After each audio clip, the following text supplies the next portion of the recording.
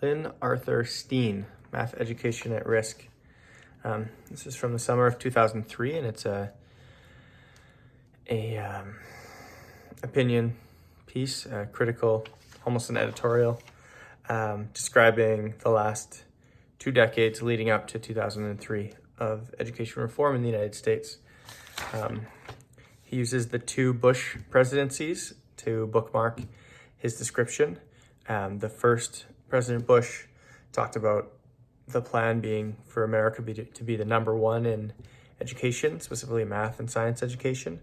And then the second Bush, he named his policy "No Child Left Behind." So he uses that as an indicator of how far the USA has fallen in terms of its mathematical goals.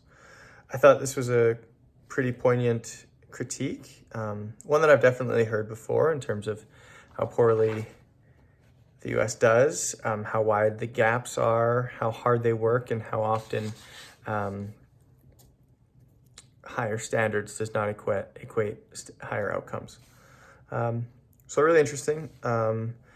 My critique of the critique would be just that, that there is a lot of diagnosis, but not a lot of remedies. And he even says that himself, many diagnoses, but few remedies have emerged.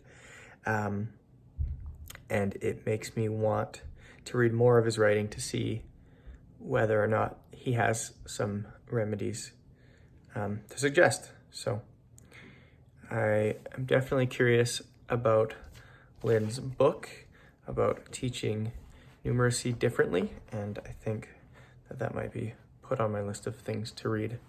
And I'd also like to learn more about Lynn Arthur Steen. He seemed like a pretty established mind in this math world, and something that I'm not really aware of. So that was my response to his article.